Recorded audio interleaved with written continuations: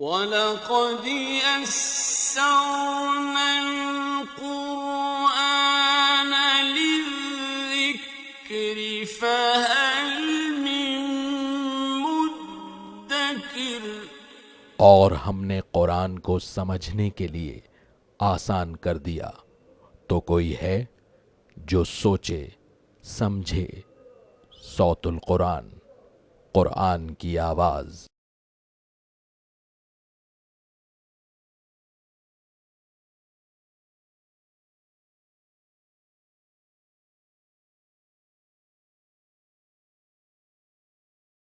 نحمده ونصلي على رسوله الكريم اما بعد فاعوذ بالله من الشيطان الرجيم بسم الله الرحمن الرحيم سبح اسم ربك الاعلى الذي خلق فسوى صدق اللہ العظیم۔ سورۃ الاعلیٰ کا ہم مطالعہ شروع کر رہے ہیں۔ اس میں اللہ رب العزت نے اپنی نعمتوں کو بیان فرمایا ہے اور آخرت کی فکر کے حوالے سے بھی توجہ دلائی گئی ہے۔ یہ سورہ مبارکہ نبی صلی اللہ علیہ وسلم کی محبوب صورتوں میں سے ایک صورت ہے۔ آپ صلی اللہ علیہ وسلم جمعے کے دن اور عید کی نمازوں میں اس کی تلاوت فرماتے تھے۔ سبح اسم ربک الاعلیٰ، تسبیح بیان کیجئے اپنے رب کے نام کی جو اعلیٰ ہے۔ اس آیت کے نزول کے بعد آپ صلی اللہ علیہ وسلم نے صحابہ کو بھی تلقین فرمائی کہ اس تسبیح کو سجدے میں جاری کریں اور پڑھیں سبحان ربی الاعلیٰ۔ جامع ترمذی کی حدیث میں یہ تفصیل موجود ہے۔ الذی خلق فسوی، جس نے پیدا فرمایا پھر درست فرمایا۔ والذی قدر فہدی، اس اللہ نے اندازہ مقرر فرمایا پھر ہدایت عطا فرمائی۔ ہر شے کے لیے اللہ تعالیٰ نے اندازے مقرر فرمائے، ہر شے کو اللہ تعالیٰ نے راستہ عطا فرمایا۔ مچھلی کو تیرنے کے لیے گل پھڑے اللہ ہی نے عطا فرمائے۔ سرد علاقوں میں کئی جانوروں کو بڑے بڑے بال اللہ ہی نے عطا فرمائے سردی سے بچاؤ کے لیے۔ تو ہر شے کے لیے اندازہ بھی اللہ نے مقرر فرمایا اور اس کو راستے کی ہدایت بھی اللہ تعالیٰ نے عطا فرمائی۔ والذی اخرج المرعی، اور جس نے چارہ اگایا، فجعلہ غثاء احوا، پھر اسے خشک کوڑے کی طرح کر دیا۔ تو جو اللہ ان نباتات کو پیدا کر کے چورا چورا کر دیتا ہے، وہی اللہ تعالیٰ اس بات پر بھی قادر ہے کہ تمہیں زندگی عطا فرمانے کے بعد موت سے دوچار کر دے۔ سنقرئک فلا تنسا، اے نبی صلی اللہ علیہ وسلم ان قریب ہم آپ کو پڑھائیں گے پھر آپ بھولیں گے نہیں، الا ما شاء اللہ، سوائے وہ کہ جو اللہ چاہے۔ یہ اشارہ اس بات کی طرف ہے کہ اللہ نے مختلف احکامات نبی صلی اللہ علیہ وسلم کو عطا فرمائے، لیکن ان احکامات میں ناسخ و منسوخ کا مسئلہ بھی ہے جو قرآن نے بیان کیا۔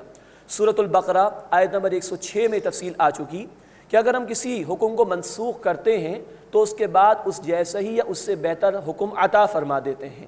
تو اللہ چاہے تو اپنے نبی صلی اللہ علیہ وسلم کے حافظے سے ہی کسی بات کو محو فرما دے، یا اللہ چاہے تو ایک حکم کے دینے کے بعد کوئی اور حکم عطا فرما دے۔ یہ اس کی حکمت اور اس کی مشیت ہے۔ انہ یعلم الجہر وما یخفی، بے شک وہ اللہ تعالیٰ جانتا ہے ظاہر کو بھی اور پوشیدہ کو بھی۔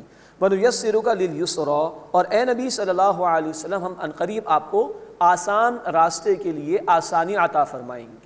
یعنی اولاً مشکلات آئیں گی اللہ کے راستے میں، لیکن اللہ تعالیٰ آسانیاں بھی آپ کو عطا فرمائے گا۔ سورہ الم نشرہ میں انشاءاللہ ہم اسے دیکھیں گے۔ فَذَكِّرْ إِن نَّفَعَتِ الذِّكْرَىٰ، بس اے نبی صلی اللہ علیہ وسلم تذکیر کیجئے، نصیحت کیجئے اگر نصیحت نفع دے۔ سَيَذَّكَّرُ مَن يَخْشَىٰ، جو ڈرتا ہے وہ عنقریب نصیحت حاصل کر لے گا۔ مراد ہے کہ دین کی دعوت ایک بہت قیمتی شے ہے۔ جیسے کسان بھی اپنا بیج ہر زمین میں نہیں ڈالتا، وہ زمین کو تیار کرتا ہے، بہتر زمین میں بیج کو ڈالتا ہے، ایسے ہی دین کی دعوت بھی اچھے ماحول کے اندر کہ جب سامنے والے کا موڈ ریسیپٹیو موڈ ہو، وہ قبول کرنے کی پوزیشن میں ہو، تب اس کے سامنے بیان کرنا چاہیے۔ ایک ہدایت تو یہ ہے۔ اس اعتبار سے اللہ کے رسول صلی اللہ علیہ وسلم کو اور ان کے ذریعے سے ہمیں ہدایت دی گئی کہ نصیحت کا کام جاری رہے، اور اس سے وہ شخص فائدہ اٹھا لے گا کہ جو ڈرتا ہے اللہ کے عذاب کی، جس کو فکر ہے قیامت کی، جس کو فکر ہے، جس کو قیامت کے دن کی پیشی کا احساس ہے کسی درجے میں، وہ نصیحت کو قبول کر لے گا۔ وَيَتَجَنَّبُهَا الْأَشْقَىٰ، اور اس سے وہی پہلو تہی کرے گا جو بڑا ہی بد نصیب ہے، بدبخت ہے۔ الَّذِي يَصْلَى النَّارَ الْكُبْرَىٰ، جو بہت بڑی آگ میں ڈالا جائے گا۔ ثُمَّ لَا يَمُوتُ فِيهَا وَلَا يَحْيَىٰ، پھر وہ نہ مرے گا اس میں اور نہ ہی جیے گا۔ یہ ہے خطرناک انجام قرآن کو جھٹلانے والوں کا، دین کو جھٹلانے والوں کا، کہ ایسی زندگی کہ وہ زندگی کہلانے کے مستحق بھی نہیں، اور نہ زندگی ہے نہ موت ہے۔ قد افلح من تزکا، یقیناً اس نے فلاح پائی جس نے تزکیہ کر لیا۔ وَذَكَرَ اسْمَ رَبِّهِ فَصَلَّى، پھر اس نے اپنے رب کا نام اس کا ذکر کیا، پھر نماز ادا کی۔ اب یہ آیت بڑی اہم ہے اس اعتبار سے کہ آیت نمبر 14 میں کہا گیا کہ اس نے کامیابی حاصل کی جس نے تزکیہ کر لیا۔ عمل سے پہلے دلوں کا تزکیہ، دلوں کی صفائی ضروری ہے۔ پھر فرمایا کہ وَذَكَرَ اسْمَ رَبِّهِ، اس نے اپنے رب کے نام کا ذکر کیا، فصلى، پھر نماز ادا کی۔ نماز کی اہمیت اپنی جگہ پر ہے، لیکن اس سے پہلے اس مقام پر اور ذکر سے پہلے اس مقام پر کہا گیا تزکیہ ضروری ہے۔ اگر یہ تزکیہ نہ ہو تو ممکن ہے کہ انسان نماز کا بھی اہتمام کر رہا ہو لیکن وہ رشوت خوری بھی کر رہا ہو، وہ حرام خوری بھی کر رہا ہو، وہ کسی کا مال بھی غصب کر رہا ہو۔ تو تزکیہ شرط لازم ہے، ورنہ دلوں میں ایسے بت بیٹھ جاتے ہیں مال کے، دنیا داری کے، کہ نمازیں بھی ہو رہی ہیں، ذکر بھی کیا جا رہا ہے، لیکن لوگوں کا مال بھی ہڑپ ہو رہا ہے، دنیا داری کے دھندے بھی چل رہے ہیں حرام خوری کے، اور لوگوں کی حق تلفی بھی کی جا رہی ہے۔ اس سے فرمایا کہ تزکیہ شرط اول ہے۔ قد افلح من تزکیٰ، یقیناً اس نے فلاح پائی جس نے تزکیہ کر لیا، اس دل سے محبت نکالی دنیا کی اور دنیا کے دھندوں کی اور تعصب و تکبر اور حسد، اس طرح کی بیماریوں کی صفائی، یہ شرط لازم ہے۔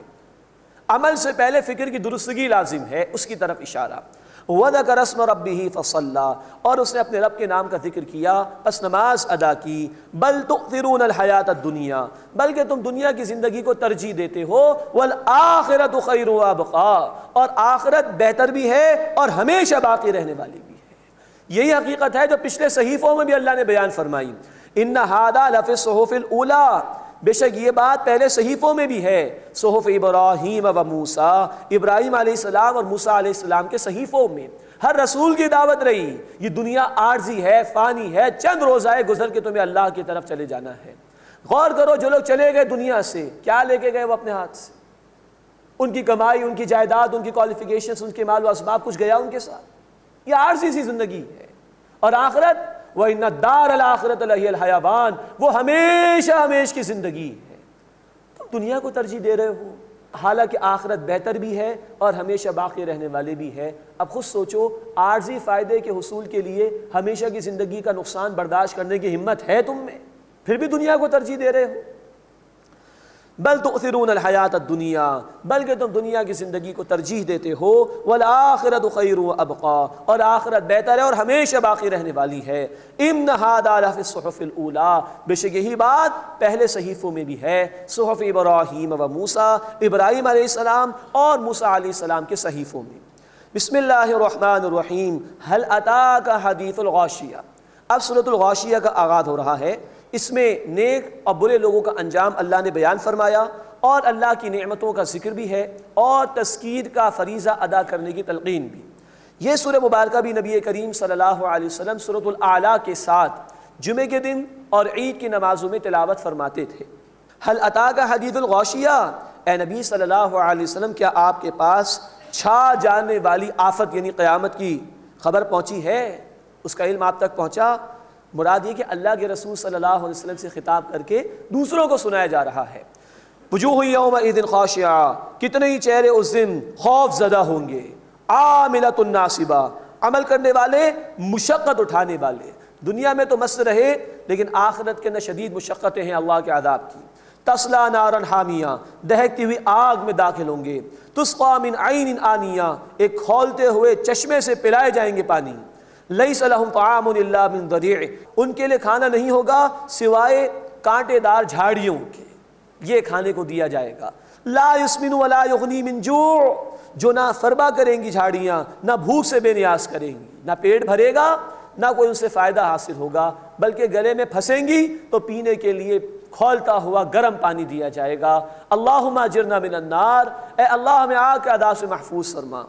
اس کے مقابلے میں اپنے ایک لوگوں کا ذکر ہے۔ یہ دونوں اسلوب ہیں قرآن کے، تم خود فیصلہ کرو تم کس طرف جانا چاہتے ہو۔ یہ بار بار قرآن کہتا ہے، وجوہ یومئذ ناعمہ، کتنی چہرے اس دن تر و تازہ ہوں گے، لسعیہا راضیہ، اپنی کوشش سے وہ خوش ہوں گے، فی جنت عالیہ، بلند باغ میں ہوں گے، اونچے اونچے محلات بھی اللہ انہیں عطا فرمائے گا، اور انہی کے ساتھ اونچے اونچے باغات بھی ہوں گے۔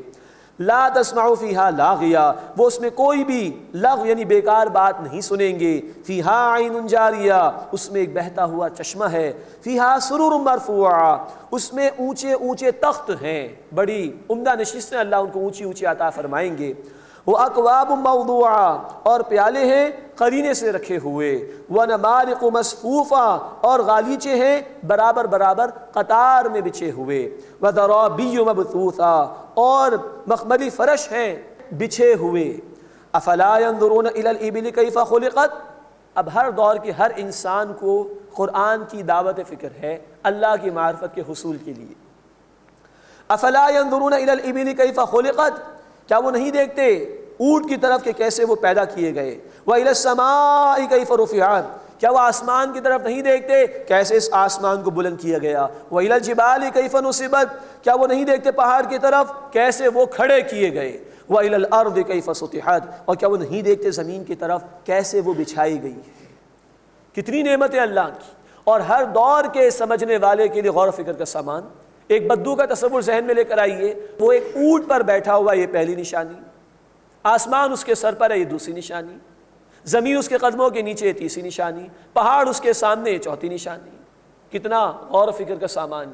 اور آج کے سائنٹیفک مائنڈ رکھنے والے انسان کے لیے اونٹ بہترین ریسرچ اب انٹرنیٹ پر اس کے حوالے سے اویلیبل، کیا کچھ نہیں رکھا اللہ نے اس کے اندر۔ آسمان کیسے اللہ نے بلند کیا، انسان دنگ اور حیران۔ پہاڑ کس طرح اللہ نے زمین کے اندر جمایا اس کو، اس زمین کا جو ریڈیس ہے وہ 3750 مائلز، اور جو ارتھ کرسٹ ہے جس کے اوپر ہم رہتے ہیں وہ 1 میل سے لے کے 30 میل تک چوڑا ہے۔ اب اتنی بڑی گھومتی ہوئی شے کو اللہ نے پہاڑوں کے ذریعے جما کر اس کو بیلنس کیا ہے، اور اللہ فرما رہے کہ زمین کو نہیں دیکھتے اللہ نے کیسے بچھایا، کیسی رنگینی ہے زمین کے اوپر۔ اس پہ غور و فکر انسان کرے گا تو پہنچے گا اللہ کی معرفت کی طرف۔ اللہ ہمیں اس غور و فکر کی توفیق عطا فرمائے، اور اپنا احسان مند ہونے کی اور اپنا شکر ادا کرنے کی توفیق عطا فرمائے۔ فذکر، بس اے نبی صلی اللہ علیہ وسلم تذکیر کیجئے، نصیحت کیجئے، ان کو یاد دہانی کرائیے۔ انما انت مذکر، بے شک آپ تو صرف یاد دہانی کرانے والے ہیں۔ لست علیہم بمسیطر، آپ ان پر داروغہ نہیں، زبردستی منوانا آپ کا کام نہیں۔ الا من تولی وکفر، مگر یہ کہ جس نے منہ موڑا اور کفر کیا، فیعذبہ اللہ العذاب الاکبر، بس اللہ اسے عذاب دے گا بڑا عذاب۔ ان الینا ایابہم، بے شک انہیں ہماری طرف لوٹ کر آنا ہے۔ ثم ان علینا حسابہم، پھر بے شک ہمارے ذمے ہے ان کا حساب لینا۔ اللہ ہمیں قیامت کی ذلت اور رسوائی سے محفوظ فرمائے، اور اللہ ہمارا حساب آسان فرمائے۔ بسم اللہ الرحمن الرحیم، والفجر ولیال عشر، اب سورۃ الفجر کا آغاز ہو رہا ہے۔ اس میں اللہ تعالیٰ نے کچھ مبارک اوقات کا ذکر کر کے ان کی قسم کھائی، پھر نافرمان لوگوں کا ذکر کیا ہے، یہ بھی بتایا کہ یہ زندگی آزمائش کے لیے ہے، اور قیامت کے واقع ہونے کو بھی اللہ نے بیان فرمایا ہے۔ والفجر، قسم ہے فجر کی، ولیال عشر، اور 10 راتوں کی، والشفع والوتر، اور جفت اور طاق کی، آڈ اور ایون کی، واللیل اذا یسر، اور رات کی جب وہ چلی جائے۔ یہ 4 قسمیں اللہ تعالیٰ نے کھائی ہیں۔ ان کے متعلق مفسرین کی کئی آراء ہیں۔ ایک رائے یہ ہے کہ فجر سے مراد فجر کا وقت ہے جو بڑا مبارک وقت ہے، رات والے فرشتے جا رہے ہوتے ہیں، دن والے فرشتے آ رہے ہوتے ہیں۔ 10 راتوں سے مراد ہے ذی الحجہ کے مہینے کی ابتدائی 10 راتیں، پورے سال میں سب سے زیادہ جو بہترین ایام ہے جس میں عمل اللہ کو سب سے زیادہ پسندیدہ ہے، بخاری شریف کی حدیث کے مطابق وہ ذی الحجہ کے 10 ایام، ان کی 10 راتیں مراد لی گئیں۔ جفت اور طاق سے مراد ہے کہ رمضان المبارک کا آخری عشرہ، اس کی طاق راتیں اور اس کی جفت راتیں۔ واللیل اذا یسر، اور رات کی جب وہ جانے لگے۔ یہ آخری حصہ جو ہوتا ہے رات کا، یہ بڑا قیمتی ہے۔ مسلم شریف کی روایت ہے کہ اللہ سمائے دنیا پر نزول فرماتے ہیں اور پکارتے ہیں، ہے کوئی مانگنے والا جو مجھ سے مانگے میں اس کو عطا کروں، ہے کوئی بخشش آنے والا کہ میں اس کو معاف کر دوں مجھ سے مانگے تو یہ مبارک اوقات کی اللہ تعالیٰ نے قسمیں کھائی۔ اب جو لوگ اللہ کے نافرمان ہیں وہ اس سے استفادہ نہیں کرتے، آگے چل کے ان کا ذکر آئے گا۔ حل فی ذالک قسم لذی حجر، کیا غور و فکر کرنے والوں کے لیے ان قسموں میں کچھ سامان ہے؟ مراد ہے کہ غور و فکر کی دعوت دی گئی ہے۔ یہ اتنی عظیم قسمیں اللہ تعالیٰ نے کھائی ہیں تو غور و فکر کرنے والوں کو چاہیے کہ اس پر غور و فکر کرے کہ اتنے عظیم اوقات کی قسمیں اللہ تعالیٰ نے کھائی۔ اب اس کے بعد نافرمانوں کا ذکر، جو اللہ کی اطاعت نہیں کرتے تھے، جو مبارک اوقات سے فائدہ نہیں اٹھاتے تھے، اللہ کی ہدایت سے منہ پھیرتے تھے، گزشتہ نافرمانوں کا اب ذکر آ رہا ہے۔ الم تر کیف فعل ربک بعاد، اے نبی صلی اللہ علیہ وسلم کیا آپ نے نہیں دیکھا آپ کے رب نے کیا معاملہ کیا عاد کے ساتھ؟ یہ قوم عاد کا ذکر ہے۔ ارم ذات العماد، ستونوں والے ارم کے ساتھ، ارم ان کے شاہی خاندان کا نام بیان کیا گیا ہے۔ التی لم یخلق مثلها فی البلاد، ان جیسا شہروں میں کوئی بھی پیدا نہیں کیا گیا، بڑے ڈیل ڈول اور بڑے قد کاٹ اللہ نے ان کو عطا فرمائے تھے۔ وثمود الذین جابوا الصخر بالواد، اور ثمود کے ساتھ اللہ نے کیا کیا؟ جنہوں نے وادی میں سخت پتھر تراشے، مراد ہے کہ پہاڑوں کو تراش تراش کر محلات بناتے تھے لیکن برباد کیے گئے۔ وفرعون ذی الاوتاد، اور میخوں والے فرعون کے ساتھ، میخوں سے مراد بڑی بڑی کیلیں، خیمے لگانے کے لیے وہ استعمال کیا کرتے تھے، یا یہ فرعون لوگوں کو سولی دیا کرتا تھا تو اس میں بھی کیلیں استعمال کی جاتی تھی، اس کے حوالے سے اس کو بیان کیا گیا۔ وفرعون ذی الاوتاد، اور میخوں والے فرعون کے ساتھ اللہ نے کیا کیا؟ الذین طغوا فی البلاد، ان سب نے شہروں میں سرکشی کی، فاکثروا فیہا الفساد، پھر ان شہروں میں بہت فساد مچایا۔ فصب علیہم ربک صوت عذاب، بس اے نبی صلی اللہ علیہ وسلم آپ کے رب نے ان پر عذاب کا کوڑا برسایا۔ ان ربک لبالمرصاد، بے شک آپ کا رب گھات میں ہے۔ یہ چند نافرمانوں کو اللہ نے ذکر کیا ہے، فرعون، قوم ثمود، قوم عاد، یہ اپنے اپنے دور میں گویا سپر پاورز تھے، بڑا مال و اسباب ان کے پاس موجود تھا۔ فرعون نے خدائی کا دعویٰ بھی کیا تھا، ہم پڑھ چکے ہیں سورۃ النازعات آیت نمبر 23 میں۔ ان حالات کو اللہ اس لیے بیان فرماتا ہے قرآن میں کیونکہ یہ قرآن 1400 برس پہلے تو نازل ہوا لیکن ہے تمام انسانیت کے لیے، تو اس لیے اللہ نازل فرماتا ہے کہ ہر دور کے ظالموں اور جابروں کے لیے عبرت کا باعث بنے۔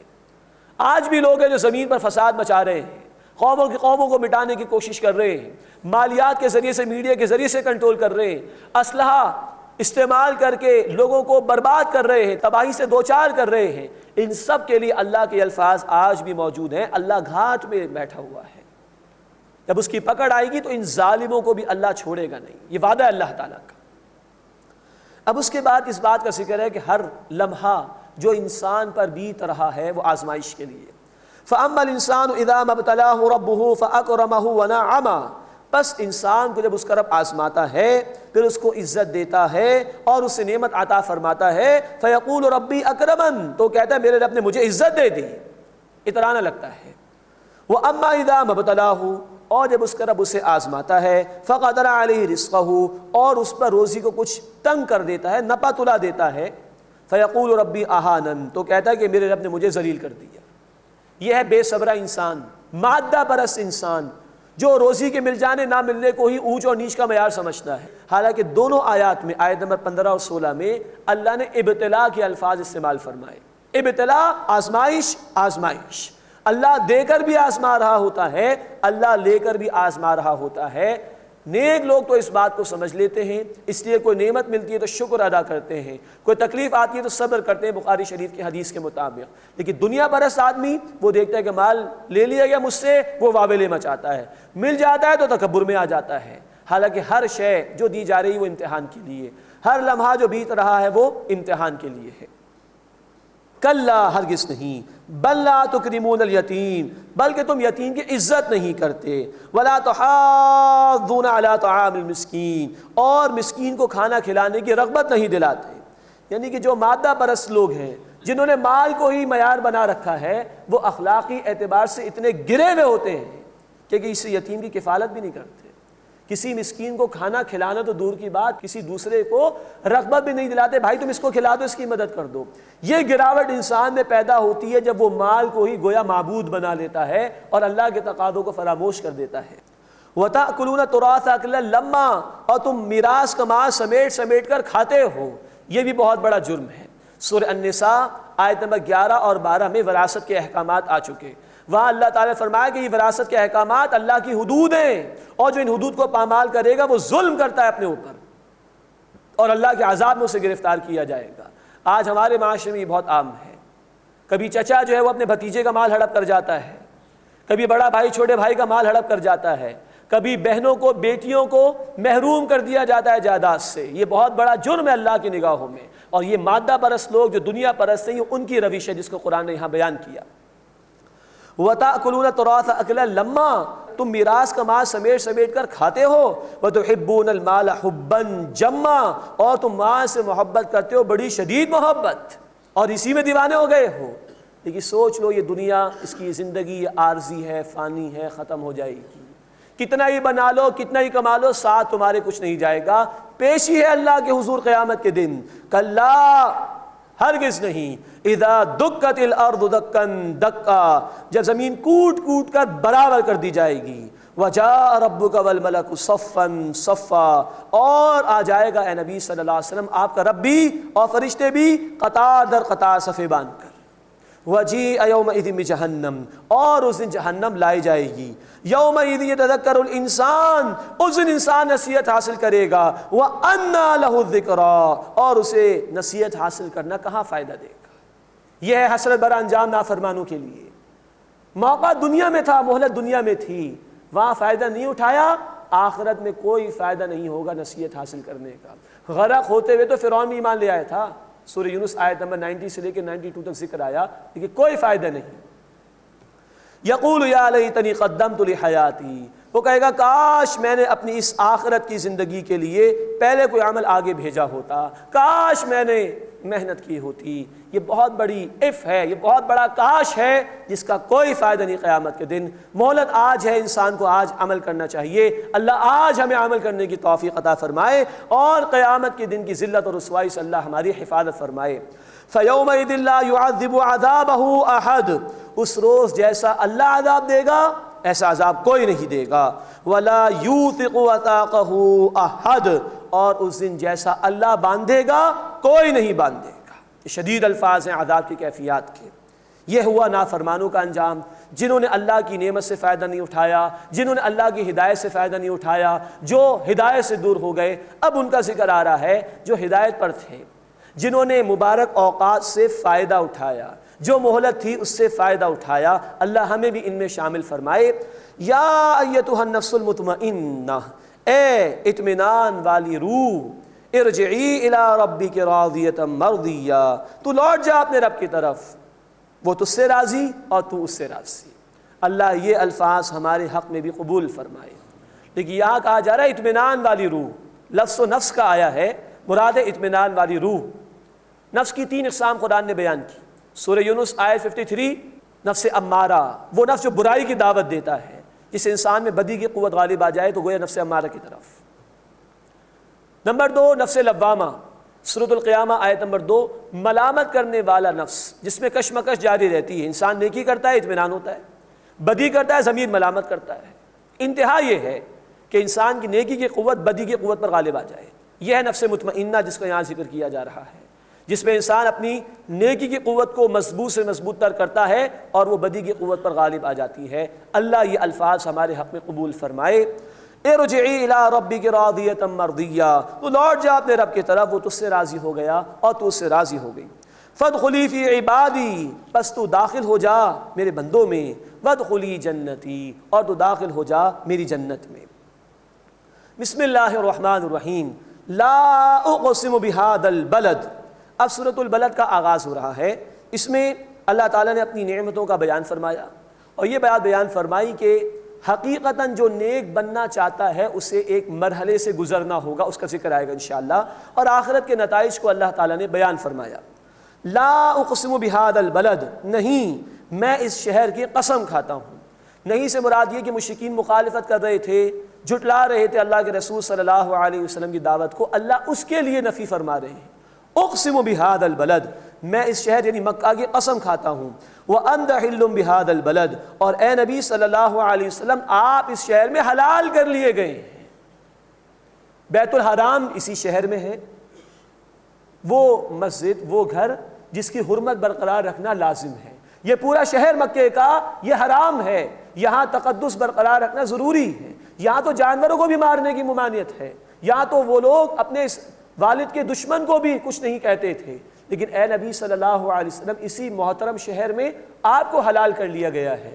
آپ کو یہ برا بلا کہہ رہے ہیں معاذ اللہ، آپ کے خلاف اقدامات کر رہے ہیں، آپ کی مخالفت کر رہے ہیں، یہ تسلی ہے گویا اللہ کی طرف سے رسول اکرم صلی اللہ علیہ وسلم کے لیے۔ میرے علم میں ہے کہ اے نبی آپ کے ساتھ کیا کر رہے ہیں۔ ووالد وما ولد، اور قسم ہے والد کی اور اولاد کی، یعنی آدم علیہ السلام اور تمام نسل انسانی کی قسم اللہ نے کھائی۔ لقد خلقنا الانسان فی کبد، یقیناً ہم نے انسان کو مشقت میں پیدا کیا ہے۔ پیٹ کھانے کو مانگتا ہے، جسم لباس مانگتا ہے، بیوی بچوں کی ذمہ داریاں ہیں، یہ سب کچھ ہے، لیکن ہم پڑھ چکے سورۃ الانشقاق آیت نمبر 6، بالآخر لوٹ کر اللہ کی طرف جانا ہے۔ یہ دنیا عارضی ہے، یہ ضرورت ہے، مقصد نہیں، مقصد آخرت ہے۔ ان تمام تر مشقتوں سے بڑھ کر مشقت وہ آخرت کی ہے، اللہ کی طرف لوٹ کر جانا ہے، حساب کتاب ہوگا۔ لیکن اس کو قرآن نے اون کیا کہ مشقت میں پیدا کیا گیا ہے انسان کو۔ اَيَحْسَبُ أَن لَّن يَقْدِرَ عَلَيْهِ أَحَدٌ، کیا وہ گمان کرتا ہے کہ اس پر ہرگز کسی کا بس نہیں چلے گا؟ یہ بے پرواہ سمجھ رہے اپنے آپ کو، کوئی پوچھ گچھ نہیں ہوگی۔ یقول اہلکت مالا لبدا، کہتا ہے کہ میں نے ڈھیروں مال خرچ کر ڈالا۔ یہ مادہ پرست آدمی کا ذکر ہے۔ دنیا داری میں خوب پیسہ خرچ ہوتا ہے، دنیا کے دھندوں کے لیے بڑا پیسہ ہے، تعمیرات کے لیے، جائیداد جمع کرنے کے لیے، اور ایون نافرمانی کے کاموں کے لیے۔ طرح طرح کی محفلیں سج رہی ہیں جو اللہ کی نافرمانی پر مبنی ہیں، اس پر مال خوب خرچ ہوتا ہے۔ لیکن ذرا اللہ کی اطاعت میں مال خرچ کرنے کی بات آئے تو شیطان پٹیاں پڑھاتا ہے، میاں ذرا دیکھ کے چلو، ذرا مستقبل کی فکر کرو۔ تو یہاں ذکر ہے مادہ پرست انسان کا، جو دنیا کے دھندوں میں خوب خرچ کرتا ہے، آخرت کو بھلا دیتا ہے۔ اَيَحْسَبُ أَن لَّمْ يَرَهُ أَحَدٌ، کیا وہ گمان کرتا ہے کہ اسے کوئی دیکھتا نہیں؟ کیا یہ بے خوف ہو گیا اللہ کی پکڑ سے؟ أَلَمْ نَجْعَل لَّهُ عَيْنَيْنِ، کیا ہم نے اس کے لیے 2 آنکھیں نہیں بنائیں؟ وَلِسَانًا وَشَفَتَيْنِ، اور زبان اور 2 ہونٹ نہیں بنائے؟ وَهَدَيْنَاهُ النَّجْدَيْنِ، اور ہم نے اسے 2 راستے نہیں دکھا دیے؟ مراد ہے کہ حق واضح کر دیا ہے۔ ہم پڑھ چکے سورہ الدہر آیت نمبر 3 میں کہ اللہ نے راستہ واضح کر دیا، اب انسان چاہے تو شکر گزار بنے، چاہے تو ناشکرہ بنے۔ وَهَدَيْنَاهُ النَّجْدَيْنِ، اور ہم نے اسے 2 راستے نہیں دکھائے۔ فَلَاقْتَحَمَ الْعَقَبَةَ، پس وہ داخل نہیں ہوا عقبہ میں، یعنی گھاٹی میں۔ وَمَا أَدْرَاكَ مَا الْعَقَبَةُ، اور تم کیا سمجھے کہ عقبہ کیا ہے؟ فَكُّ رَقَبَةٍ، گردن کا چھڑانا، او اطعام فی یوم ذی مسغبہ، یا کھانا کھلانا بھوک والے دن میں، یتیما ذا مقربہ، رشتہ دار یتیم کو، او مسکینا ذا متربہ، یا خاک نشین مسکین کو جو محتاج ہو۔ اب یہ بہت اہم مقام ہے قرآن حکیم کا۔ انسان غور و فکر نہیں کر رہا، انسان نعمتوں کا اعتراف نہیں کر رہا، انسان جھک نہیں رہا اللہ کے سامنے، اس لیے کہ وہ گھاٹی سے نہیں گزرا۔ دین کے راستے پر آ جانا کوئی اتنا آسان کام نہیں، اس کے لیے مشقت ہے۔ اس مشقت کا پہلا پہلو یہاں پر یہ بیان کیا گیا، مال کی محبت دل سے نکالو، یتیموں پر مال خرچ کرو، محتاجوں پر مال خرچ کرو۔ جب تک یہ مال کی محبت دل سے نہیں نکلے گی تم حق کے راستے پر نہیں آ سکتے۔ قرآن نے ہمیں کہا سورہ آل عمران آیت نمبر 92 میں، لن تنالوا البر حتی تنفقوا مما تحبون، تمہاری نیکی مکمل نہیں ہو سکتی جب تک کہ تم اپنی محبوب ترین شے میں سے خرچ نہ کر دو۔ تو نیکی کی طرف بڑھ نہیں سکتا انسان جب تک کہ مال خرچ نہ کر دے، اور مال ہی سب سے بڑھ کر انسان کو محبوب ہوتا ہے۔ اسی طرح ہم نے پڑھا تھا سورۃ الحدید آیت نمبر 18 میں، وہاں صدقات کا ذکر آیا تھا، وہاں قرض حسن کا ذکر آیا تھا۔ مال خرچ کرو، مال نکالو، اللہ کے راستے میں خرچ کرو، اللہ کے بندوں پر خرچ کرو۔ جب یہ مال کی محبت کا بریک ہٹے گا تو اب آگے بڑھ سکو گے۔ یہ شرط لازم ہے حق کے راستے پر آنے کے لیے، مال نکالو، مال کی محبت کو نکال دو۔ تھوڑی دیر کے لیے ہمیں سوچنا چاہیے، آج ہمارے لاکھوں مسلمان بھائی اس وقت پاکستان کے کئی علاقوں کے اندر وہ محتاج ہیں، کھلے آسمان تلے وہ زندگی بسر کر رہے ہیں۔ آج ان کو ہمارے مال کی ضرورت ہے۔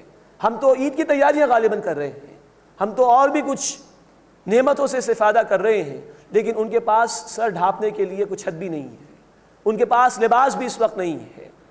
عظیم اکثریت کا معاملہ یہ ہے، بہت سے ریموٹ علاقوں میں زلزلے آئے ہیں لیکن ان تک امداد نہیں پہنچ سکی ہے، اور اب سردی کا زمانہ آ رہا ہے، جیسے جیسے وقت گزر رہا ہے ان کی مشکلات میں اضافہ ہو رہا ہے۔ یہ ہمارے مسلمان بھائی ہیں کہ نہیں؟ ہم ایمان کی بنیاد پر ایک جسم ہیں کہ نہیں؟ اللہ کے رسول نے کہا نا کہ مسلمان ایک جسم واحد کی مانند ہیں۔ کیا ہم ان کی اس تکلیف کو محسوس کر رہے ہیں؟ اللہ نے ہمیں بہت نوازا ہے۔ اس وقت میرے جو لوگ مخاطب ہیں، میں سمجھتا ہوں کہ 50% لوگ آپ میں سے وہ ہیں جو کروڑوں میں شاید کھیلنے والے ہوں، لاکھوں کا تو کوئی حساب ہی نہیں ہوگا، یہ میرا گمان ہے اس کے متعلق۔ یہ عید آ رہی ہے، اس عید میں سمجھتا ہوں کہ کیا ہم خوشی منائیں گے جب ہمارے لاکھوں بھائی وہ ہلاک ہو چکے ہیں، شہید ہو چکے ہیں، لاکھوں جو ہے بے سر و سامان ہیں، کھلے آسمان تلے زندگی بسر کر رہے ہیں۔ اس وقت ضرورت ہے کہ ہم اپنے ان بھائیوں کی مدد کریں۔ کئی لوگ یہ مدد کر رہے ہیں، کئی تنظیمیں کام کر رہی ہیں، الحمدللہ تنظیم اسلامی بھی یہ کام کر رہی ہے، اور اللہ کا شکر ہے ایک بہت بڑے پیمانے پر یہ کام ہو رہا ہے۔ صرف ایسا نہیں کہ ہمارے تنظیم کے دوستوں کی ہم اپنی مدد کر رہے ہوں، نہیں، ان کے رشتہ دار بھی ہیں، ان کے پڑوسی بھی ہیں، ان سب کی مدد کی جا رہی ہے۔ ان کو دوبارہ آباد کرنے کا پروجیکٹ ہمارے سامنے کروڑوں کا پروجیکٹ ہے، اور بھی لوگ کام کر رہے ہیں۔ آپ بھی اس میں تعاون کیجئے، آگے بڑھیے، اور اپنے دل سے اس مال کی محبت کو نکالنے کا یہ بہت بڑا موقع اس وقت ہمارے پاس موجود ہے۔ رمضان کا مہینہ ہے، 1 کا 70 گنا اللہ عطا فرماتے، اس سے زائد بھی اللہ تعالیٰ عطا فرما سکتے ہیں۔ یہ ہے موقع، نہ جانے اگلی رات ہمیں ملے نہ ملے، اس کے بعد اگلا 30واں روزہ ملے نہ ملے، نکالیے اس کو اپنے جیب میں سے، اور یہ مال جب نکلے گا تو یقین جانیے اتنی تیزی کے ساتھ اللہ کی محبت دلوں میں پیدا ہوتی ہے، اس کا ہم اندازہ نہیں کر سکتے۔ یہ موقع ہے، ہمارے بھائی لاکھوں کی تعداد میں، بلا مبالغہ لاکھوں کی تعداد میں ہماری مدد کے محتاج ہیں۔ ہم تو یہاں کھلے ماحول کے اندر ہیں، ہمارے گھروں میں اے سیز بھی ہیں، گاڑیاں بھی ہیں، ایک کیا 10 4 5 5 6 گاڑیاں ہیں، وہ مسئلہ ہی نہیں۔ اس وقت ضرورت ہے کہ ہم اپنے ان بھائیوں کی مدد کریں اور ان کو یاد رکھیں۔ اسی آخری عشرے میں اللہ کے رسول سب سے بڑھ کر عبادت کا اہتمام فرماتے تھے۔ اسی رمضان کے مہینے میں سب سے بڑھ کر آپ مخلوق کے لیے خدمت رسانی کا، نفع رسانی کا ذریعہ بنتے تھے۔ اس کے لیے آگے بڑھیے، اور ہم سب کے ان مسلمان بھائیوں کی مدد کرنا ہماری ذمہ داری ہے۔ اللہ ہم سب کو اس کی توفیق عطا فرمائے۔ بہت کچھ ہمارے پاس، ممکن ہے موت آ جائے، آ سکتی ہے نا، رائٹ ناؤ بھی آ سکتی ہے کہ نہیں، تو کیا ہی بہتر ہو کہ لگا دیا جائے اللہ کے راستے میں اور ان بھائیوں کی مدد کی جائے۔ اللہ مجھے بھی اس کی توفیق عطا فرمائے، آپ سب کو بھی اس کی توفیق عطا فرمائے کہ ہم ان بھائیوں کی مدد کرنے والے ہوں۔ تو یہ ہے جس کو گھاٹی قرآن نے کہا کہ جب تک یہاں سے نہیں نکلو گے حق کے راستے پر نہیں آ سکتے ہو، آغاز نہیں ہو سکتا نیکی کے راستے کی طرف۔ اب فرمایا اس کے بعد کا مرحلہ، ثم کان من الذین آمنوا، پھر وہ ہو جائے ان لوگوں میں سے جو ایمان لائے، وتواصوا بالصبر وتواصوا بالمرحمہ، اور انہوں نے باہم وصیت کی صبر کرنے کی ایک دوسرے کو، اور باہم وصیت کی ایک دوسرے کو ہمدردی کی، رحم کھانے کی۔ اب یہ اشارہ ہے اجتماعیت کی طرف۔ مال کی محبت نکالو، دین کے راستے پہ چلنا شروع ہو جاؤ گے، اکیلے اکیلے نہیں چل سکتے، اب ان لوگوں میں شامل ہو جاؤ جو ایمان لائے ہیں۔ وتواصوا بالصبر، جو مل جل کر ایک دوسرے کو صبر کی تلقین کرتے ہیں، وتواصوا بالمرحمہ، جو مل جل کر ایک دوسرے کو ہمدردی کی، رحمت کی تلقین کرتے ہیں۔ دین کے راستے پہ انسان اکیلے اکیلے نہیں چل سکتا۔ اللہ کے حبیب صلی اللہ علیہ وسلم نے ہمیں جماعت اختیار کرنے کا حکم دیا۔ جامع ترمذی کی حدیث ہے، انی آمرکم بخمس، میں تمہیں 5 باتوں کا حکم دیتا ہوں، اللہ امرنی بہن، اللہ نے اس کا مجھے حکم دیا، بالجماعت والسمع والطاعت والہجرت والجہاد فی سبیل اللہ۔ جماعت اختیار کرو، سم و طاعت والی جماعت ہو، سنو اور مانو، ایک امیر ہونا چاہیے، اور ہجرت و جہاد فی سبیل اللہ کرنی۔ تو یہاں قرآن نے بھی کہا کہ اب اجتماعیت اختیار کرو، ان لوگوں کے ساتھ جڑ جاؤ جو مل جل کر دوسروں کو صبر کی تلقین کرتے ہیں، جو مل جل کر دوسروں کو ہمدردی کی تلقین کرتے ہیں۔ اللہ ہمیں مال کی محبت کو دلوں سے نکالنے کی توفیق عطا فرمائے اور اجتماعیت میں جڑ کر اپنے دین کی خدمت کرنے کی توفیق عطا فرمائے۔ اولئک اصحاب المیمنہ، یہی لوگ ہیں جو خوش نصیب ہیں، یہ دائیں ہاتھ والے ہوں گے جنت میں، اور خوش نصیب لوگوں میں ان کا شمار ہوگا۔ والذین کفروا بآیاتنا، اور جن لوگوں نے ہماری آیات کا انکار کیا، ہم اصحاب المشأمہ، یہ بائیں ہاتھ والے ہوں گے، انتہائی بد نصیب ہوں گے۔ اللہ اس برے انجام سے ہماری حفاظت فرمائے۔ علیہم نار مؤصدہ، آگ ان پر چھا جائے گی، ہر طرف سے آگ ہی آگ ہوگی اور اس میں وہ ڈال کر بند کر دیے جائیں گے۔ اللہم اجرنا من النار، اللہم اجرنا من النار، اے اللہ ہمیں آگ کے عذاب سے محفوظ فرما۔ بسم اللہ الرحمن الرحیم، والشمس وضحاها، اب سورۃ الشمس کا آغاز ہو رہا ہے۔ اس میں اللہ تعالیٰ نے چند قسمیں کھائیں، اس کے بعد یہ بات بیان کی کہ انسان کو امتحان کے لیے پیدا کیا گیا، اور ایک نافرمان قوم کا اللہ تعالیٰ نے ذکر فرمایا ہے۔ والشمس وضحاها، قسم ہے سورج کی اور اس کی روشنی یعنی دھوپ کی۔ والقمر اذا تلاہا، اور چاند کی جب کہ وہ اس کے پیچھے پیچھے آئے۔ والنہار اذا جلاہا، اور دن کے جب سورج اسے روشن کرے۔ واللیل اذا یغشاہا، اور رات کی جب کہ وہ اسے ڈھانپ لے۔ والسماء وما بناہا، اور قسم آسمان کی اور جس اللہ نے اسے بنایا۔ والارض وما طحاہا، اور زمین کی اور جس نے اسے بچھایا۔ ونفس وما سواہا، اور انسان کی اور اس کی جس نے انسان کو درست کیا یعنی اللہ۔ فَأَلْهَمَهَا فُجُورَهَا وَتَقْوَاهَا، بس اللہ نے الہام کر دیا اس انسان میں گناہ کی صلاحیت کو بھی اور تقوی کی صلاحیت کو بھی۔ یہ قسمیں جو اللہ تعالیٰ نے کھانے کے بعد یہ بات ارشاد فرمائی کہ انسان کو نیکی کی صلاحیت بھی دی گئی ہے اور بدی کی صلاحیت بھی دی گئی ہے، حاصل اس کا یہ کہ اس کا امتحان ہونا ہے۔ سورہ الملک آیت نمبر 2، الذی خلق الموت والحیات لیبلوکم ایکم احسن عملا۔ اللہ نے موت اور حیات کا سلسلہ اس لیے قائم فرمایا کہ اللہ تمہاری آزمائش فرمانا چاہتا ہے کہ تم میں سے عمل کے اعتبار سے بہترین کون ہے۔ تو یہ دو صلاحیتیں دے کر اللہ نے بھیجا، اب ہمارا امتحان ہے کہ ہم نیکی کی طرف جاتے ہیں یا بدی کی طرف جاتے ہیں۔ قد افلح من زکاہا، یقیناً وہ کامیاب ہوا جس نے اسے پاک کر لیا، جس نے اپنے نفس کا تزکیہ کر لیا، وہی کامیاب ہونے والا ہے۔ قد افلح المؤمنون، ہم پڑھ چکے سورۃ المؤمنون کے آغاز میں، کامیاب ہو گئے، فلاح پا گئے، اصل فلاح کامیابی حاصل کر گئے وہ لوگ جو ایمان والے ہیں، جو ایمان قبول بھی کرتے ہیں، اس کے تقاضوں پر عمل بھی کرتے ہیں، جنہوں نے دنیا کے اندر رہتے ہوئے مقصد زندگی کو سمجھا اور اس دنیا کو عارضی ٹھکانہ سمجھا، محنت کی آخرت کے لیے، ایمان قبول کیا، اس کے تقاضوں پر عمل کیا، ان کے لیے کامیابی ہے۔ اللہ ہمیں ان کامیاب لوگوں میں شامل فرمائے۔ قد افلح من زکاہا، یقیناً وہ کامیاب ہوا جس نے اپنے نفس کا تزکیہ کر لیا۔ وقد خاب من دساہا، اور وہ ناکام ہوا یقیناً جس نے اسے خاک میں ملا دیا، جس نے روح کے تقاضوں پر عمل نہیں کیا، جس نے بس جسم ہی جسم کی پرواہ کی، جس نے آخرت کی پرواہ نہیں کی، جس نے دنیا ہی کو ترجیح تھی، آخرت کو فراموش کر دیا، دنیا ہی میں لگا رہا، وہ خسارے کا شکار ہوا، وہ ناکام ہو گیا۔ اللہ اس برے انجام سے ہماری حفاظت فرمائے۔ اب گزشتہ نافرمانوں میں سے قوم سمود کا ذکر ہو رہا ہے۔ یہ وہ لوگ جو دنیا پرست تھے، جنہوں نے آخرت کو فراموش کر دیا، دنیا ہی کے اندر لگے رہے، اللہ کے عذاب سے دوچار کیے گئے۔ کذب ثمود بطغواہا، ثمود نے اپنی سرکشی کی وجہ سے جھٹلایا۔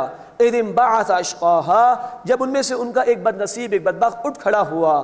بد نصیب سے مراد وہ شخص کہ جس نے اونٹنی کے پیر کاٹ دیے تھے، جس کا ذکر آگے چل کر آئے گا۔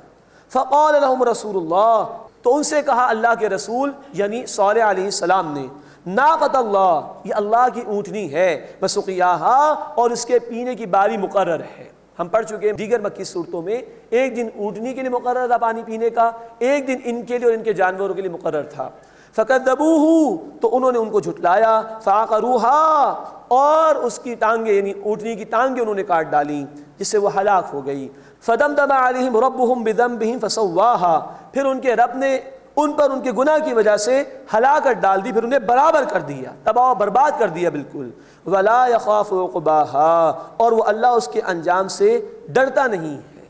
یہ جملہ عجیب لگتا ہے کہ یہ کیا جملہ ہے؟ اصل میں بائبل میں جہاں رسولوں پر طرح طرح کے الزامات لگائے گئے، وہاں اللہ تعالیٰ پر بھی الزام تراشی کی گئی۔ یہ ذکر بھی بائبل میں موجود ہے کہ اللہ تعالیٰ کو افسوس ہوا، بعد میں اللہ تعالیٰ کو ندامت ہوئی کہ میں نے اس قوم کو تباہ کر دیا، معاذ اللہ ثم معاذ اللہ۔ تو یہ قرآن کیونکہ آخری کلام ہے تو ان تمام باتوں کا رد کرنا ضروری تھا، اس لیے اللہ نے اس کو بیان فرمایا۔ ولا یخاف عقباہا، اور وہ اللہ اس کے انجام سے بالکل نہیں ڈرتا۔ بسم اللہ الرحمن الرحیم، واللیل اذا یغشا والنہار اذا تجلی۔ اب سورۃ اللیل کا آغاز ہو رہا ہے۔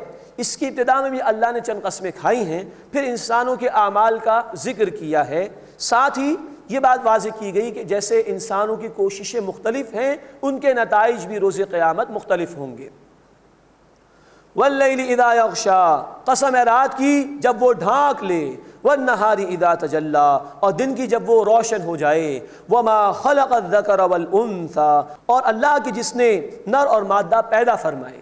جیسے رات اور دن متضاد ہیں ایک دوسرے کے، دن میں روشنی ہے، رات میں تاریکی ہے، بالکل اپوزٹس ہیں ایک دوسرے کے، ایسے نر اور مادہ یا مرد اور عورت ایک دوسرے کے بالکل اپوزٹ ہیں، اسی طرح تمہارے اعمال بھی مختلف ہیں۔ ان سعیکم لشتی، بے شک تمہاری کوشش بھی مختلف ہے۔ جب کوشش مختلف ہے تو اعمال کے نتائج بھی مختلف ہی ہوں گے قیامت کے دن۔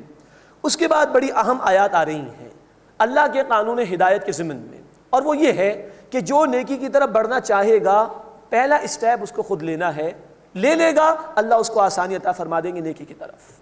اور جو خود گمراہ ہونا چاہے گا، پہلا اسٹیپ خود ہی لے گا گمراہ ہونے کے لیے، تو اس کے لیے یہ راستہ اللہ کی طرف سے آسان کر دیا جائے گا۔ یہ ہے اللہ کا قانون ہدایت۔ فَأَمَّا مَنْ أَعْطَى وَاتَّقَى، بس جس نے مال دیا اور تقوی کی روش اختیار کی، وَصَدَّقَ بِالْحُسْنَى، اور بھلائی کی جس نے تصدیق کی، فَسَنُيَسِّرُهُ لِلْيُسْرَىٰ، تو ہم آسان راستے کو اس کے لیے آسان کر دیں گے۔ اب یہاں شرط بیان کی اللہ تعالیٰ نے، جسے مال دیا، ہم سورہ بلد میں پڑھ چکے ہیں، یہ مال نکالنا ضروری ہے دلوں سے، اس مال کی محبت دلوں سے نکالنا ضروری ہے، اس کے بغیر انسان حق کی طرف بڑھ نہیں سکتا۔ جس سے مال دیا، جس سے تقوی کی روش اختیار کی، بھلائی کی تصدیق کی، یہ اسٹیپ بندے نے لیا ہے، ہم اس کے لیے آسان راستے کو آسان کر دیں گے، یعنی جنت کا راستہ۔ اللہم ربنا اجعلنا منہم، اے اللہ ان لوگوں میں ہمیں بھی شامل فرما۔ اس کے برعکس وَأَمَّا مَن بَخِلَ، اور جس نے بخل یعنی کنجوسی کی، واستغنى، اور بے پرواہ بنا رہا، کوئی فکر نہیں اسے رہی کہ مجھے مرنا بھی ہے، اس کے بعد زندگی بھی ہے اور اعمال کا محاسبہ بھی ہوگا۔ وَكَذَّبَ بِالْحُسْنَى، اور اس نے بھلائی کو جھٹلایا، فَسَنُيَسِّرُهُ لِلْعُسْرَىٰ، پس ہم قریب اس کے لیے مشکل کو آسان کر دیں گے، یعنی مشکل جو راستہ ہے جہنم کا، خطرناک راستہ، وہاں کے نتائج بڑے خطرناک، اسی کو آسان کر دیں گے۔ اب یہ دوسرا رخ ہے اللہ کے قانون ہدایت کا، جس نے خود مال روک کر رکھا، دنیا پرست تھا، دنیا ہی میں لگا رہا، یہی جمع کر کے رکھا اس نے، اور بے پرواہ بنا رہا، یہ سمجھتا تھا کہ میری کوئی پکڑ نہیں ہوگی، کوئی پوچھ گچھ نہیں ہوگی، دنیا ہی میں مست رہا، اور جو بھلائی اس کے پاس آئی، جو حق اس کے پاس آیا، اس نے اس کو جھٹلایا۔ فرمایا ایسے شخص کے لیے مشکل راستے کو ہم آسان کر دیں گے، یعنی جہنم کا راستہ اس کے لیے آسان کر دیا جائے گا۔ یہ ہے اللہ کا قانون ہدایت، اللہ کا دروازہ کھلا ہے، ہم آگے بڑھنا چاہیں گے اللہ ہمیں تھام لے گا۔ بخاری شریف کی بڑی پیاری حدیث ہے، حدیث قدسی، اللہ کلام فرماتے ہیں، میرا بندہ مجھے دل میں یاد کرتا ہے، میں بھی اسے دل میں یاد کرتا ہوں۔ میرا بندہ مجھے کسی محفل میں یاد کرتا ہے، میں اس سے بہتر محفل فرشتوں کے سامنے یاد کرتا ہوں۔ میرا بندہ ایک بالشت میری طرف آتا ہے، میں ایک ہاتھ اس کی طرف جاتا ہوں۔ میرا بندہ ایک ہاتھ میری طرف آتا ہے، میں دو ہاتھ بھر اس کی طرف جاتا ہوں۔ میرا بندہ چل کر میری طرف آتا ہے، میں دوڑ کر اس کی طرف جاتا ہوں۔ بندہ تو آئے اللہ کی طرف، پھر اللہ تھامتا ہے۔ جیسے بچہ 1-1.5 سال کا ہوتا ہے، چلنا شروع کرتا ہے، گرنے لگتا ہے، ماں باپ پکڑ لیتے ہیں اسے، لیکن چلنا شروع کرنا یہ بچے کے اختیار میں ہے۔ جب وہ یہ شو کرے گا کہ میں چلنا شروع کرنا چاہ رہا ہوں، تب ماں باپ اس کو پکڑیں گے۔ بندہ شو تو کرے کہ اللہ میں آنا چاہتا ہوں، بندہ مال تو اللہ کے راستے میں لگائے، بندہ تڑپ تو پیدا کرے اللہ کی نافرمانی سے بچنے کے لیے، پھر دیکھیے اللہ کس طرح مدد فرماتا ہے۔ اللہ ہمیں اس کی توفیق عطا فرمائے۔ لیکن ہدایت واضح ہو، اللہ نے مہلت بھی دی ہو، اور بندہ منہ پھیر کے بیٹھا رہے، تو پھر جہنم کا راستہ اس کے لیے آسان کر دیا جائے گا۔ اللہم اجرنا من النار، اے اللہ ہمیں آگ کے عذاب سے محفوظ فرما۔ فَسَنُيَسِّرُهُ لِلْعُسْرَىٰ، پس ان قریب اس کے لیے مشکل راستے کو ہم آسان کر دیں گے۔ وَمَا يُغْنِي عَنْهُ مَالُهُ إِذَا تَرَدَّىٰ، اور اس کا مال اس کو کوئی فائدہ نہیں دے گا جب وہ نیچے گرے گا، جب جہنم کی کھائی میں اس کو ڈالا جائے گا، اس کا مال کچھ اس کے کام نہیں آئے گا۔ ان علینا للہدیٰ، بے شک ہمارے ذمے ہے راستہ دکھانا، وان لنا للآخرۃ والأولیٰ، اور بے شک دنیا اور آخرت ہمارے ہی ہاتھ میں ہے، کل اختیار اللہ ہی کے لیے ہے۔ فانذرتکم نارا تلظیٰ، بس میں تمہیں خبردار کرتا ہوں ایک بھڑکتی ہوئی آگ سے، لا یصلاها الا الاشقیٰ، اس میں صرف وہی داخل ہوگا جو بد نصیب ہے، بدبخت ہے، الذی کذب وتولی، جس نے جھٹلایا اور منہ موڑ لیا۔ جھٹلانا ایک تو ہے کافروں کا جو سرے سے اللہ کے کلام کو نہیں مانتے، ایک جھٹلانا ہوتا ہے اپنے عمل سے، جو ماننے والے جھٹلایا کرتے ہیں۔ جیسے سورۃ الجمعہ میں ہم پڑھ چکے ہیں یہود کے طرز عمل کے حوالے سے کہ ان لوگوں نے اللہ کی آیات کو جھٹلایا، مراد اس پر عمل کرنے سے انکار کیا۔ منہ پھیر لینا ایک ہوتا ہے کافر کا کہ وہ اللہ کی کتاب کو ماننے سے انکار کر دے، ایک منہ پھیر لینا ہوتا ہے ماننے والوں کا کہ ان کے پاس وقت نہ ہو اللہ کی کتاب کو کھولنے کے لیے، وہ اللہ کی اطاعت کے لیے آمادہ نہ ہوں، وہ اللہ کے احکامات پر عمل نہ کریں۔ اس روش سے اللہ تعالی ہماری حفاظت فرمائے۔ الذی کذب وتولی، جس نے جھٹلایا اور منہ موڑ لیا، وسیجنبها الاتقی، اور ان قریب اس سے وہ بچا لیا جائے گا جس نے تقوی اختیار کیا، جس نے اللہ کی نافرمانی سے بچنے کی کوشش کی، جو دنیا پرست نہیں تھا، جو آخرت کا طالب تھا، جو اللہ کی رضا کا طلبگار تھا، جس نے نافرمانی سے بچنے کی کوشش کی، وہ بچا لیا جائے گا جہنم سے۔ اللہم ربنا اجعلنا منہم، اے اللہ متقین لوگوں میں ہمیں شامل فرما جو دنیا میں رہتے ہوئے تیری نافرمانی سے بچنے کی کوشش کرتے ہیں۔ الذی یؤتی مالہ یتزکیٰ، وہ کہ جو اپنا مال دیتا ہے تاکہ اس کا تزکیہ ہو جائے، پاک صاف ہو جائے۔ مفسرین نے لکھا ہے کہ اشارہ ہے حضرت ابوبکر صدیق رضی اللہ تعالی عنہ کی طرف۔ اول وہ ایمان لے آئے تھے، سب سے پہلے ہی لے آئے ایمان مردوں میں سے، اور یہ کہ انہوں نے اپنا کثیر مال اللہ کے راستے میں خرچ کیا۔ الذی یؤتی مالہ یتزکیٰ، وہ کہ جو اپنا مال خرچ کرتا ہے تاکہ وہ تزکیہ حاصل کر لے، وہ پاک صاف ہو جائے۔ وما لأحد عنده من نعمت تجزیٰ، اور کسی کا اس پر احسان نہیں کہ جس کا وہ بدلہ دے۔ الا ابتغاء وجہ ربہ الاعلی، مگر صرف اللہ جو کہ اس کا رب ہے اعلیٰ، اس کی رضا چاہنے کے لیے وہ خرچ کرتا ہے۔ یہ ہے خلوص۔ اگر ہمارے اعمال میں ذرا بھی دکھاوا اور ریاکاری آ جائے، ساری نیکیاں برباد ہو جاتی ہیں۔ مسند احمد کی حدیث، دکھاوے کی نماز، دکھاوے کا صدقہ، دکھاوے کا روزہ شرک ہے۔ اتنے سخت الفاظ ہیں حدیث مبارکہ میں۔ الا ابتغاء وجہ ربہ الاعلی، مگر رضا حاصل کرنے کے لیے اپنے رب کی جو کہ بہت اعلیٰ ہے، بلند ہے۔ وَلَسَوْفَ يَرْضَىٰ، اور ان قریب وہ راضی ہو جائے گا۔ اللہ ہمیں بھی ان بندوں میں شامل فرمائے جو اللہ کے راستے میں مال خرچ کرنے والے ہیں، صرف اللہ کی رضا چاہتے ہیں، جنہیں اللہ راضی فرما دے گا۔ اے اللہ ہمیں ان بندوں میں شامل فرما، آمین یا رب العالمین۔ وآخر دعوانا ان الحمد للہ رب العالمین۔